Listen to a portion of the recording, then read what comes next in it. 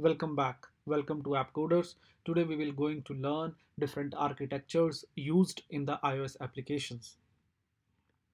What exactly software architecture is? Software architecture is the process of converting software characteristic into the structure solution that fulfill your business needs and technical requirements. Like this is one of the important decisions that you need to take during the initial phase of the application development, where your classes are going to sit, what structure you are going to follow, like where is your view model, where are your models, where are your controllers, how they communicate between each other, and where is your network layer sit. So these type of decisions that we need to take during the initial phase of the application. This is like the foundation of your project, like you have the foundation of the building, so this is the foundation of your project. There are different architectures available in the market and used in the iOS application development, like MVC, MVP, MVVM, VIPER, etc. So what are the benefits of the good architecture?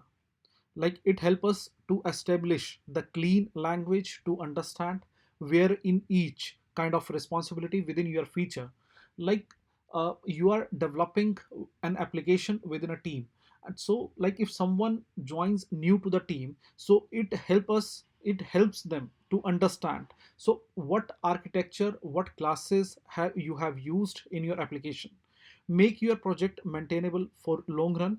Yeah, it helps us to maintain the project for the long run, easy to test, decrease coupling between classes and components, as the classes and components are completely separated out, so it helps us in the testability as well.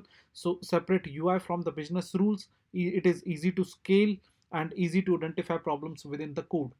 Like if you placed everything in a single file or in a single place, then it is difficult to debug the code, or it is difficult to fix, or there might be a chances it might cause regressions, like if you are going to change something, then it regress somewhere else.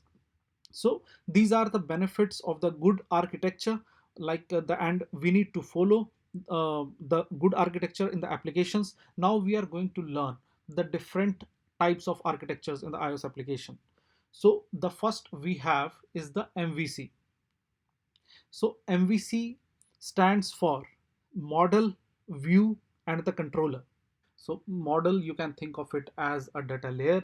So it provides you the structure of the data. Like just an example, if you have a user in your application, then user has a first name, last name, email, and phone number. So this is what model provides to you. You can define model in iOS either with a struct or either with the classes. Even you can define functions within the model. So V stands for view, as the name implies. View is what implies what actually the user see on the screen. Like when you run your application and whatever see on your you have on your screen is the view. Like you have the buttons, you have the text field, or either you have the list or the table view. So this is what the view is, whatever the user see on the screen. So the C stands for the controller. So as the name implies, it helps in controlling the things within your application. So like this act as a middleman between the view and the model and helps to establish the connection between them. So just take an example, like you are on a login screen and a user has entered username and password. So like user has entered the username and password, so it view notifies to the controller. So controller listen to the username and the password which is entered by the user, like as it involves the data as well, like username and password. So it updates the model, like controller has received the username and a password. So like it model updates the data and notifies the controller again, and then after successful login, then might be controller is going to make an API call.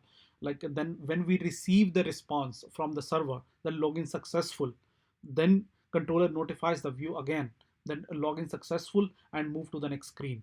So this is how the flow of the MVC work. So now we are going to see this complete flow in action with a demo project. So This is the demo project that I have created for demoing the MVC. Just ignore this name, demo MVVM, because I'm going to use the same project for the MVVM as well. But inside this, I have used the MVC architecture. So this project is going to fetch all the currencies, and we are displaying all the currencies in the form of a list. And when you click on any of the currency, you are moving to the detail screen. It is just showing you the amount and the currency symbol here. So like you can see the project structure here. Like here is my app, which has app delegate and scene delegate. Here we have the common. In the common, whatever is the common things that we need to place, we are keeping here. And in the modules, we have the DI dependency injection container, which is responsible for injecting, and providing the controllers to us. And the next is the currency, and in the currency we have a list and a detail, as the MVC stand for model, view and controller. So here we have the folder for the controller, model and view, and in the service folder is responsible for making an API call and connecting with the network layer. So the service is making a call to the network layer, and once the data received, it gives us back the data to the controller. So in the controller folder, like we have currency view controller, and in the currency view controller, here we have the outlet for the table view. This is the data source object, and data source is nothing but this generic data source class that we have created. So in the data source class, we have written the data source and the delegate method for the table view. We have made it a generic, so we can pass any data type here. So here we have written all the data source method for the table view, like number of rows and the self row at index path and did select row at index path. So these are the methods. So this is the data source object and a service class. We are using the service class for making an API call and fetching the data from the server. And here we have the view did load. In the view did load, we are doing some initial actions or the operations, and we are making the API call here, the fetch currency. And here we are assigning the delegate and the data source for our table view as well. So okay, so this is the delegate for the data source, and this is the delegate for the table view.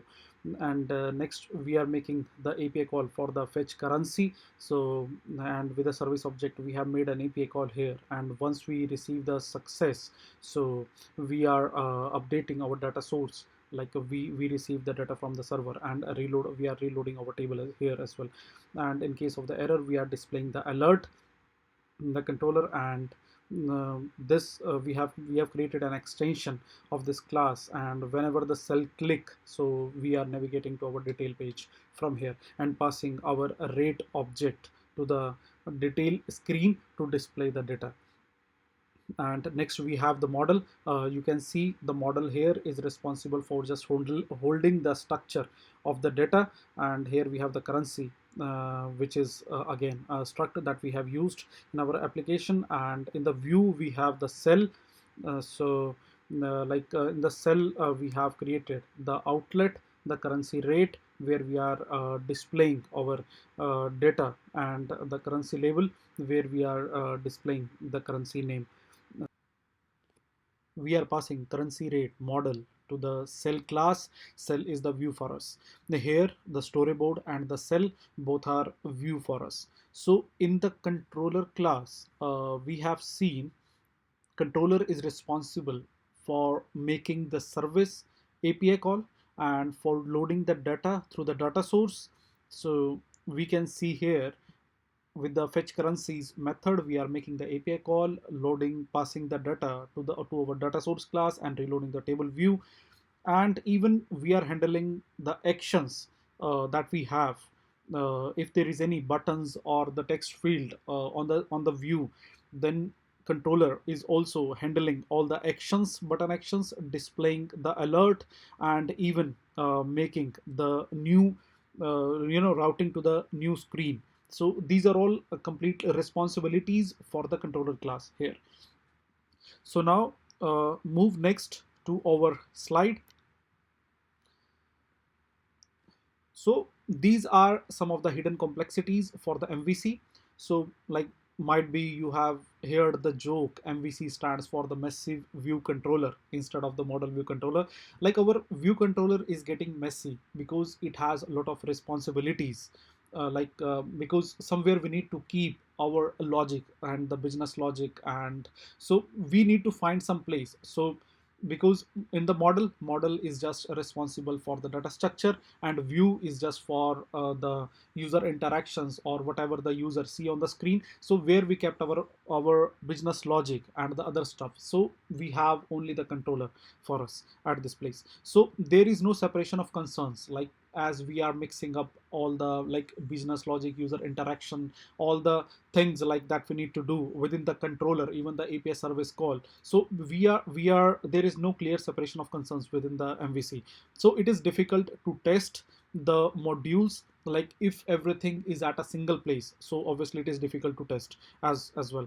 And maintainability, so it is difficult to maintain, like if you in the future, if you have seen some of the bugs, if some of the bugs comes to you to fix, so it would be difficult, like in the larger project. Like in the demo we have seen just a smaller project, but in the actual bigger project you will going to see 1,000 lines of code. So it will be difficult for you to find out the exact line where you need to do the changes, or it might cause a regression as well.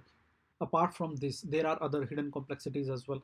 Like in the diagram we have one view, one controller, and one model, but when you actually working in the application you will have the multiple MVCs, and you need to coordinate between them as well.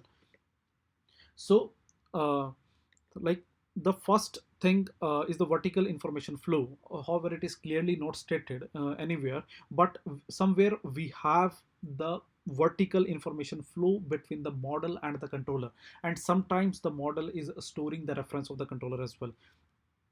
So next, like MVC was introduced in 2011 when we were working on the Objective C, and in Objective C, the structures concept was not introduced, like the value types was not introduced, only the object reference type was there.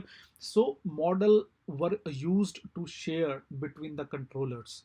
So we are sharing the state of the controllers, or the sharing the data within the controller. So we are which is going through the controllers. So the view controller communication was also become tedious. Like whenever the problem was there, whenever you are going to change in the model at a one place, so it is going to reflect at the other places in the application.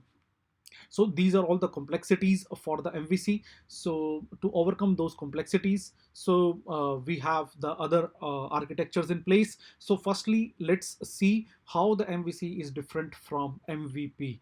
MVP stands for model view presentation. So model and view are same, the thing only change is the instead of controller, here we have the presenter. So in MVP, presentation class is used to update the data we need to present to the user. So the presenter class is introduced so to just modify the data, or to some manipulate the data so we can display to the user on the screen. In MVC has a strong reference to the view, as we have seen in controller class. So controller has a strong reference to the view. So this is a problem. Like, and in MVP, view and presenter might have strong references and might be communicate through abstraction.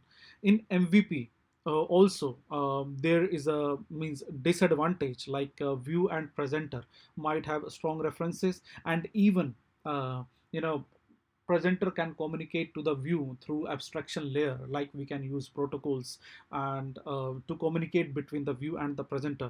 But also, yeah, this is not a good thing. And here we have a strong reference as well in MVP. In MVP, view and model are loosely coupled. Yeah, this is the advantage. Like MVP, view and the model are not closely coupled, because there is a one layer between the view and the business logic part. In both architecture, where to keep the business logic is still a question. Yeah.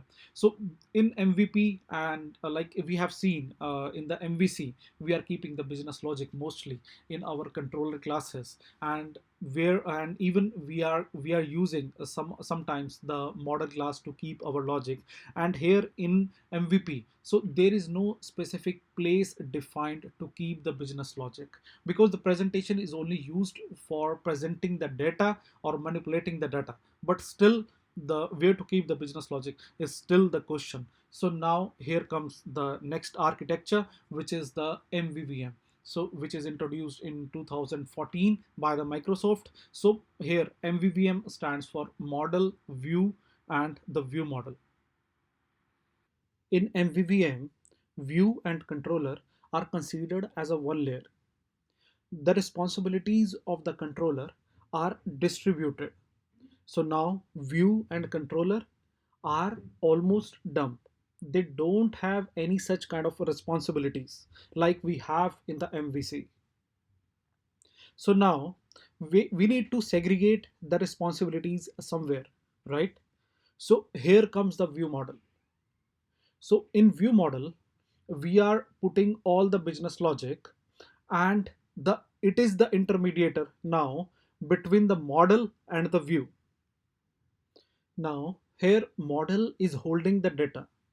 So now it is the responsibility of the view model take the user action from the view and update the model, and after updation it view model again respond notifies the view, and view responded accordingly.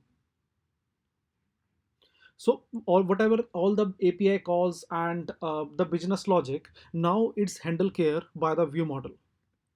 So the next we have the coordinator, which is usually called MVVM plus C pattern. So the coordinator is responsible for navigation or the routing kind of things. So like between the controller, there is a router, and so router is responsible of providing the object and handling the navigation between the controllers. And the view model, like in the view model we are making the API calls. So view model is connecting to the network manager now. So the network manager is making the actual API calls. So after getting the response is returned to the view model, and then view model updates the view. So this is the complete flow of the MVVM architecture. So next, we are going to see the demo application with the MVVM architecture. So here is the same project that we have seen for the MVC, and now in the modules, in the currency list and in the currency detail. So let's close this. So you can see now we have view, view model, and then model. Instead of the MVC, instead of the controller, now here we have the view model folder. Now the controller goes into the view, and the other view here we have the cell. So view model, here we have created the view model, which is making the API call right now, and whatever the business logic we need to put, so we can put here in the view model. The important thing about MVVM architecture is the view binding. View binds to the view model either through boxing technique. So there is no inbuilt way of providing the binding, but like we can use RX Swift or we can use combine, and now we have combine as well. And like in Swift UI, the observable object or the observable state and observed object concepts is coming in, so which is working in the same pattern. So here, like view model is sending the event, it doesn't care which view is receiving that event or which view is subscribing those events. So which is the good part of the MVVM architecture. So view model can be reused by any number of views. So it doesn't matter who is receiving those events.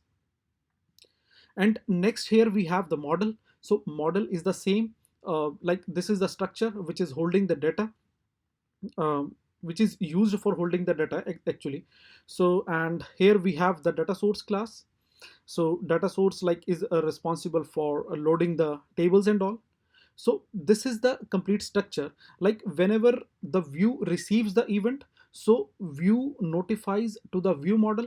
View model is notifying or updating the model object. Like here we can see the currency rate, and once the model get updated, so it is updating to the data source. Here view model is making the API call. Like once we get the response, we are updating to the data source. So data source eventually updates the view, update actually updates the table view, so whatever the user actually see on the screen. So this is how the complete flow work in the MVVM. So the next we have MVVM features.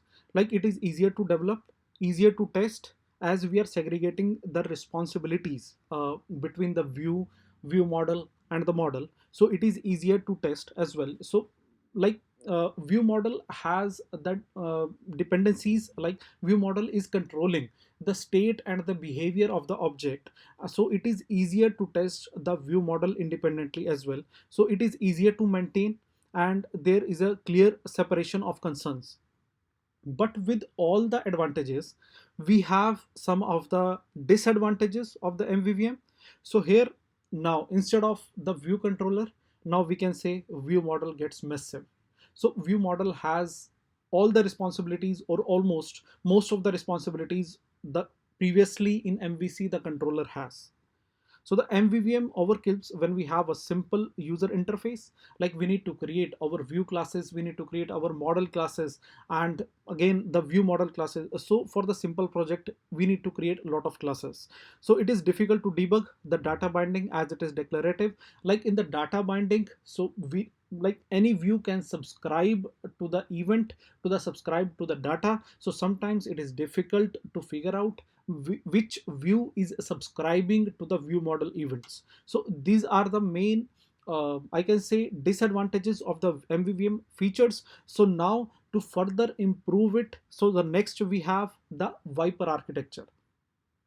So the in the VIPER, so view and controller are again the same layer, again the single layer, and the now the view model is divided into the presenter and the interactor. So the presenter is responsible for updating the data, manipulating the data, which view requires to display on the screen. And the interactor is responsible for handling some low level things like the making the API call or handling some kind of a business logic. So here the interactor comes in. So the next we have the entity. Entity is nothing which is similar to the model. So model is used for storing the data. We are creating the structs. So in the same way, the entity is same as the model. And instead of previously we have the coordinator class in the MVVM, but now here the same thing, we have the router. So the router is responsible for the coordination between the controllers. So the VIPER stands for view, interactor, presenter, entity, and router. So this makes the complete VIPER flow. And the, like previously in MVVM we have the network manager. View model is responsible for making the API call and interacting with the data manager. So here again we have the interactor responsibility to make the API call. Further the API interactor is interacting with the network manager, which we can say the data manager, to make the API calls. So once the data manager receives the response, it updates the interactor. Interactor further updates to the presenter, and presenter manipulates the data and updates the data and give it to the view, so view can present it to the user. So the now here comes the VIPER demo. Let me just show you the simple demo application for the VIPER, so you have a bit more understanding how actually the VIPER looks in the projects. I have downloaded this sample project from the internet, and it is created by Anis Bugra. So like what this project is doing, actually these are all the results, and we can search movies, and we can search music, apps, books in this app. So and this app has the collection view. So this follows the VIPER architecture. So let me just show you the project structure. So this project has managers, so which has alert manager, load manager, network manager kind of thing. And in the models, so let's go to modules first. Module has detail and home.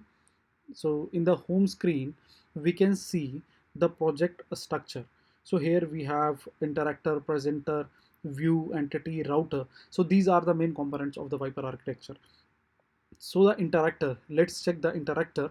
So interactor is mainly responsible for the low level things like the making the API call and the interconnection between the presenter and the entity, or also yeah, interact with the making the API call with the network manager kind of thing. So here we can see we have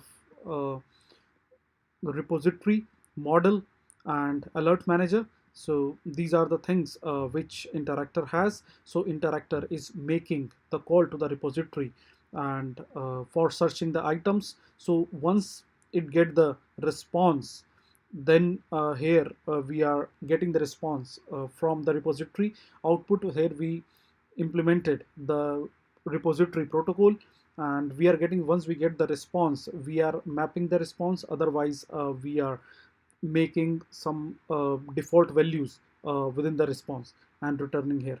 And next we have the presenter. So presenter is interacting between the interactor and the view. So here we have the interactor object, view object, router object, and model object as well. So here we are making the session begins. In this session begin, we are making the actual API call with the interactor.